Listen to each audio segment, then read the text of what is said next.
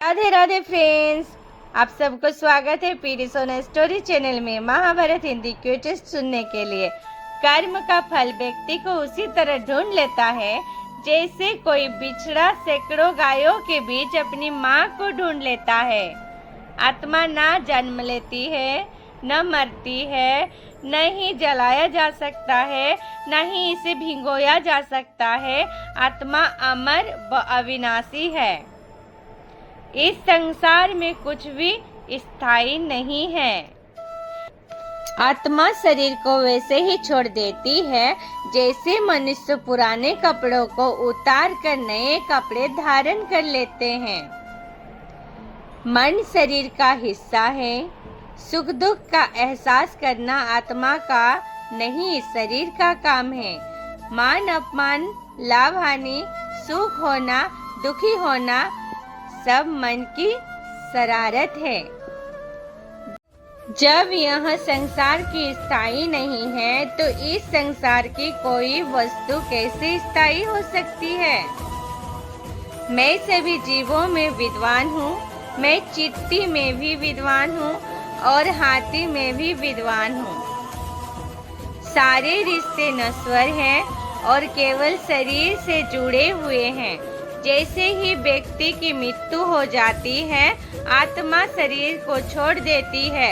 आत्मा का शरीर से जुड़े रिश्तों से कोई नाता नहीं रह जाता है।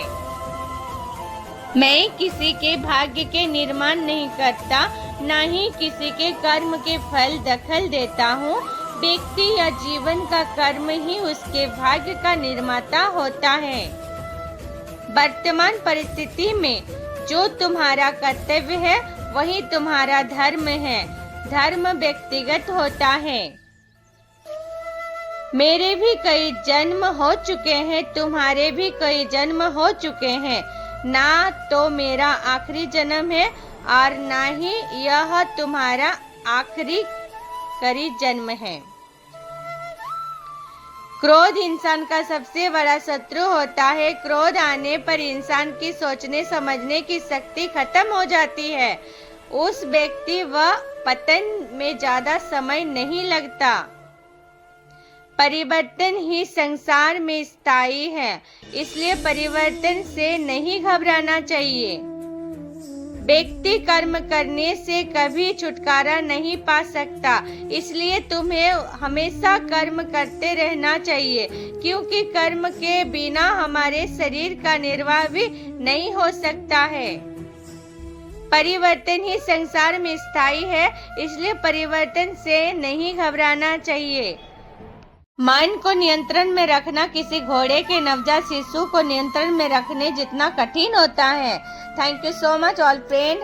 पीडी सोना स्टोरी में अगर अभी तक सब्सक्राइब नहीं किए हैं तो प्लीज सब्सक्राइब करें।